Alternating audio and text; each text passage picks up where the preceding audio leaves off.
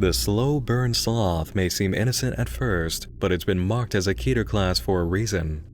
SCP-2774 is any medium which contains SCP-2774-A. 2774-A is a mimetic image of an unknown humanoid entity, presumably wearing a sloth costume. Effects of viewing 2774-A set in between 40 to 100 hours after exposure. Those affected will begin to lose the ability to use cognitive functions or make higher-level decisions, except for a period lasting around 150 seconds every 24 hours. This period occurs randomly. 2774-A manifests itself in various forms of media, including movies, television, magazines, and in some cases, personally recorded videos or pictures. The sloth is typically located in the background of whatever media it appears in. To date, there have been no instances of SCP-2774 on the internet. A single incident in northern Canada where 2774-A appeared on live local television resulted in the relocation of over 4,000 people to Site-116. The image has been found to only retain anomalous properties if it contains hues of red or green. Therefore, those with forms of color blindness are not affected by SCP-2774. The sloth is believed to possess mimetic properties that are enhanced based on the number of people it affects. Manifestations of 2774-A appear to become more common as the number of living victims increases. After the implementation of Protocol XXP9, reports of manifestation dropped significantly. Tests show that, including the colorblind, SCP-2774 now does not affect the majority of people who view it. It is estimated that under 40% of those exposed to 2774 are actually affected. This percentage is also directly influenced by the number of living victims. When subject to SCP-2774-A's effect, victims appear to move normally based on muscle memory, albeit with slowed reaction times.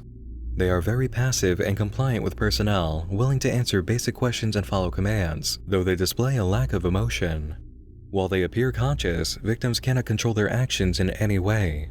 Upon entering their 150 seconds of lucidity, victims are often highly agitated and fearful and may act irrationally. Those affected report complete memory of time spent without cognitive function, but no ability to comprehend their actions or affect them in any way. In numerous instances, those affected by SCP-2774 report observing 2774-A while their body is acting autonomously. Perception of reality appears to be lost during that time. Subjects are to be considered unstable when conscious and are to be approached with care. Those who have been settled at Site-116 have displayed an affinity to SCP-2774-A. Art, literature, and effigies of 2774-A can commonly be found hoarded in the corners of subjects' rooms. All objects are presumed to have been created while unconscious. These objects are commonly traded between subjects during free hours. Any such items are to be removed and incinerated and their creators terminated, along with any subjects seen emulating the sloth. Dr. Clara Chung conducted interviews with subjects affected by SCP-2774 to gain insight into its effects.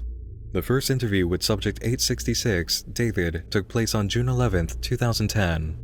Dr. Chung opened by asking what Subject 866 experiences while not in control.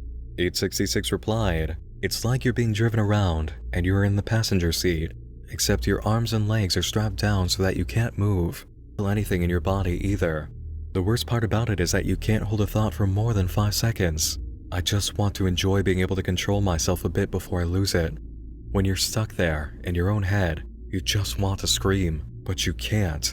You can try for hours and hours, move an arm, a leg, make a sound. It won't happen. You can't even control when you breathe. And then the hallucinations, the sloth." At this point, Subject 866 looked at the guard standing on either side of Dr. Chung and then the clock. He began to shake and said, "It's watching us. I can't face him again. I just can't. Don't take this personally, please. I'm sorry." 866 reluctantly lunged at the guard at Dr. Chung's right, but was immediately terminated following contact. After this interview, the clock was removed from Dr. Chung's room. Slightly more information came during the next interview. Subject 7444 reported constantly seeing the sloth out of the corner of their eye, and if they gave many details about what it wanted, they would suffer. A final interview conducted with a man named Jason indicated that the anomaly was becoming much stronger. This led directly to Protocol XXP9. The details of this operation are only available for Level 3 clearances and above, and for good reason. This protocol involved executing 6,200 affected individuals within 1 month by lethal injection. The order was signed by Dr. Chung, and though her decision does seem extreme, she understands the weight of what's involved as written at the end of the order. If you're on site and reading this, you're probably going to have to take part. Class A amnestics will be available after your duties are done if you so choose. Keep in mind the state of suffering these people are in. This is as much for their benefit as it is ours. Class A amnestics are standard memory wiping devices used after many events involved in SCP operations. Subjects, personnel, doctors, and general population members have all been given amnestics, the strength of which depends on the severity of what has been experienced.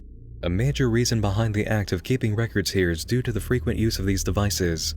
You can get rid of all the emotions attached to what you've done, but still keep all of the relevant information and learn what must be retained in regards to anomalies.